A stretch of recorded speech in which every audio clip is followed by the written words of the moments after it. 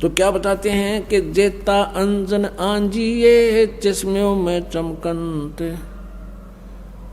आप पुण्यात्माओं, सत्संग के दौरान आपका एकाग्रचित होना चाहिए कि के शब्द इस दास के मुख से निकले हैं। इनमें प्रत्येक के अंदर बहुत बड़ा रहस्य और आपके काम की बातें होती हैं। आप जी इधर उधर ध्यान नहीं रखे, क्योंकि 2 घंटे की बात है, तो फिर 2 घंटे शाम होंगे, 4 घंटे, बाकी 20 घंटे बहुत कुछ होते इधर उधर की सोचने। तो अब जैसे ये कई बार बताते हैं, कई भक्तों को शंकाएं भी रह जाती हैं। प्रत्येक को इंडिविजुअली नहीं बताया जा सकता, ना समाधान किया जा सकता। सत्संग इसलिए किया जाता है सामूहिक तौर पर, आपको कुछ ऐसे गूढ़ रहस्य भी साथ में बताए जाते हैं जो आपको आवश्यक है।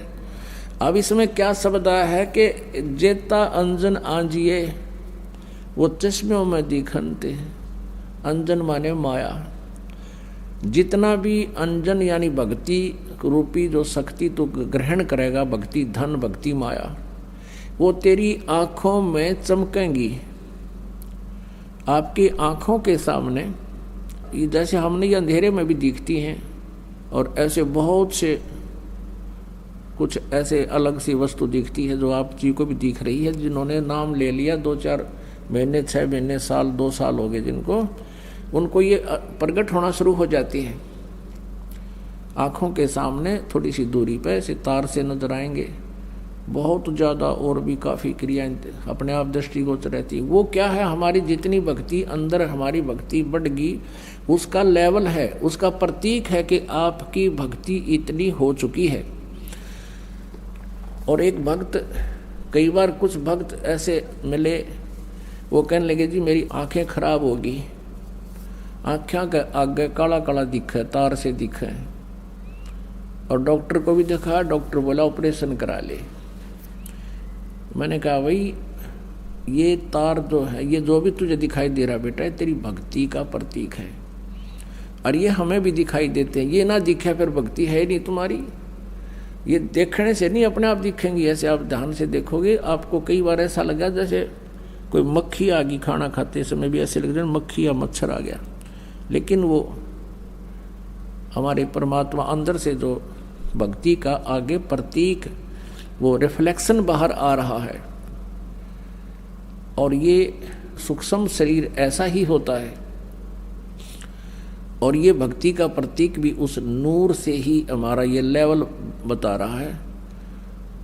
तो इस प्रकार चिंतित नहीं होना। बहुत से ऐसे भक्त हैं, एक कहने लगा जी मैं तो घर से बाहर नहीं निकलूं, देखूं जब मैंने दिखन लग जाए, मैंने डर गया कदे भूत हो।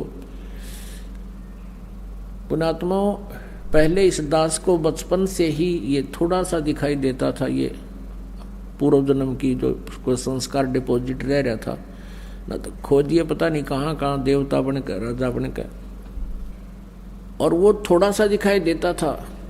ज़्यादा से ज़्यादा 1 इंच की लंबाई होगी, एक ही था वो, यानी इतनी ही शेष कमाई बची थी इस कलयुग में।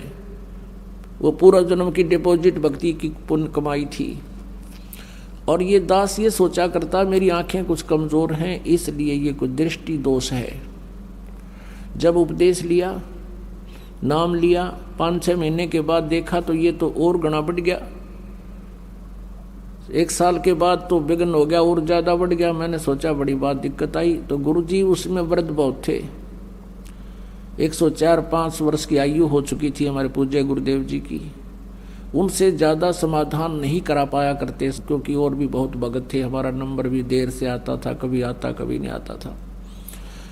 तो एक दिन दाव लग गया, और दास ने यही प्रकरण उनसे कहा कि गुरुदेव ऐसे ऐसे, पहले तो ये छोटा सा था, अब ये बहुत बढ़ गया, लगता आंखें और वीक हो जाएंगी। तब वो हंसे, कहने लगे बेटा ये तो तेरी भक्ति बढ़ गई, और यही तो प्रतीक है। आज तक मेरे को किसी ने नहीं बताया कि मेरे साथ ऐसा है जो आज आपने आकर बताई है। इसे सिद्ध ये भक्ति ना करते बाकी के। और ऐसा ही था उनके पास, कोई माया मांगना होता, कोई बेटे मांगना आया करता, कोई कार कोई ठीक, और वहाँ भी नाम ले लेते, और फिर माता ही घंटी बजाते, विष्णु देवी पर भी जाते, वह सारे है थारा ईब समझ माई होता कर्म बिगाड़ रहे थे। ठीक है ना, उन्हें कुछ दिखा था, और क्या दिखना था।